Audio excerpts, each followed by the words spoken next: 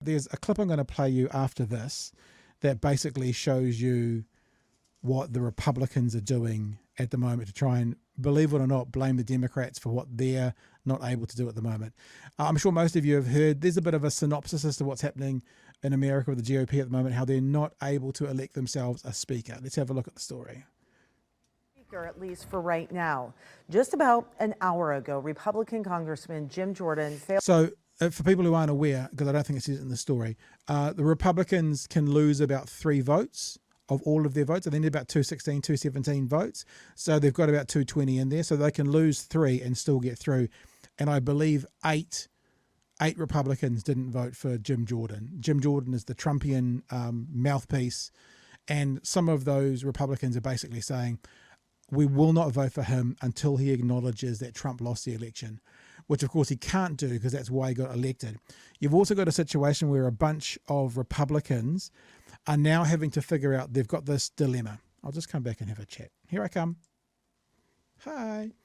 Bunch of Republicans have this dilemma because there's several Republicans, 20 or so, who are in Biden districts. So they've won their local area, but all around them are Democrats, and the state is Democrat. And they've got a problem that if they put Jim Jordan in, they risk losing the vote from the people who put them in there, because there may be lots of Democrats who have voted for them in their area because they think they're a good person, they're a good congressman, right?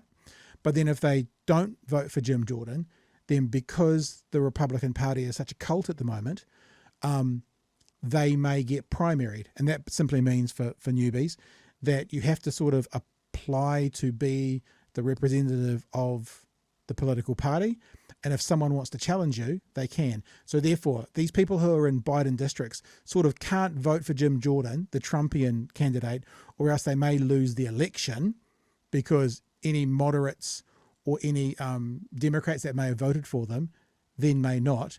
But they also have to vote for Jim Jordan, because if they don't, the Republican Party might put other people up in front of them to primary them and actually take their seat off them for the people to then vote for. And this is the situation that the Republicans have put themselves in. Let's have a look at a bit of a breakdown of the story. It's just 2 minutes. Failed to get enough support in the first round of voting. Skylar Henry has a look at what is happening next.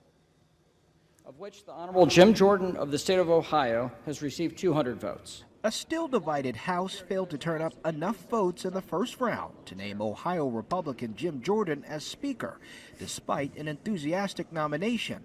I rise today to nominate the gentleman from Ohio, Jim Jordan, as Speaker of the People's House.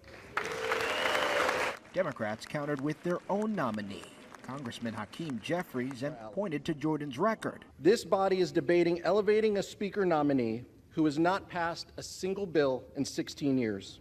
But Jordan isn't giving up. He headed into today's vote with confidence. Will you be Speaker by the end of the day? I hope so. Some in the GOP are still sore over ex-Speaker Kevin McCarthy's ouster and feel this is a case of the tail wagging the dog. We've had a minority of the majority. It's a very interesting thing to think about, the tail wagging the dog, and have a listen to what this gentleman has to say and think about New Zealand politics at the moment, especially with ACT.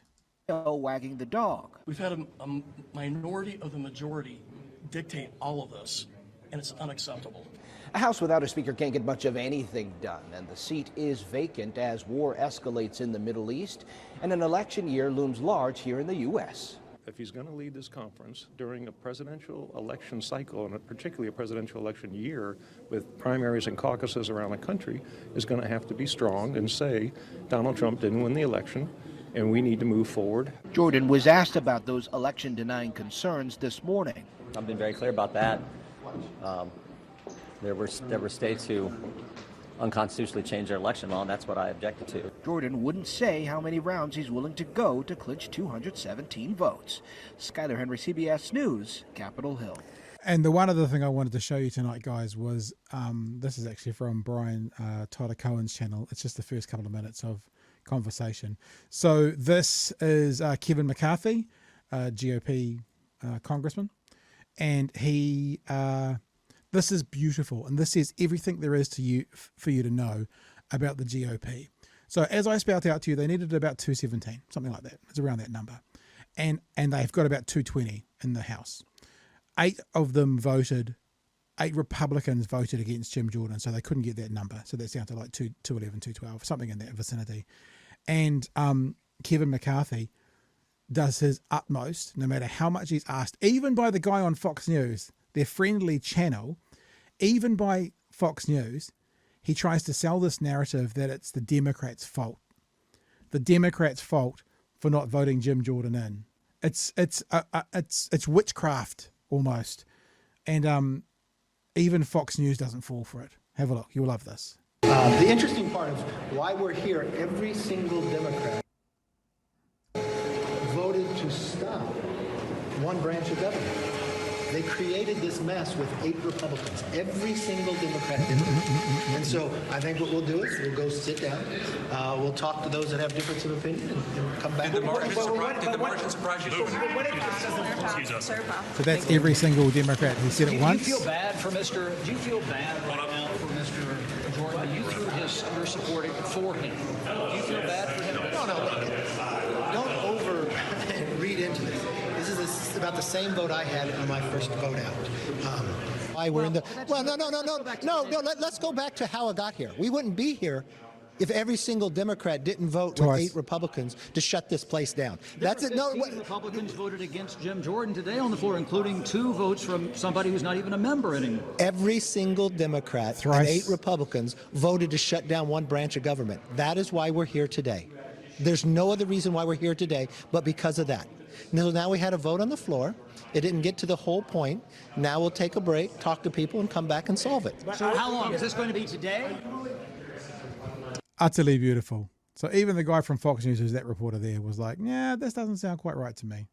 Yeah, and it's not remotely the responsibility, obviously. That'd be like you know, the National Party bringing up an act here in New Zealand, an ACT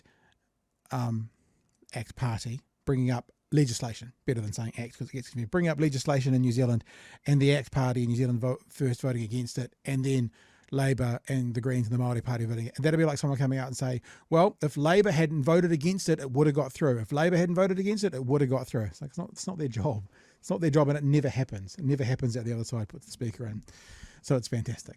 I love it. I love it. I love it. I love it. Drinking tears.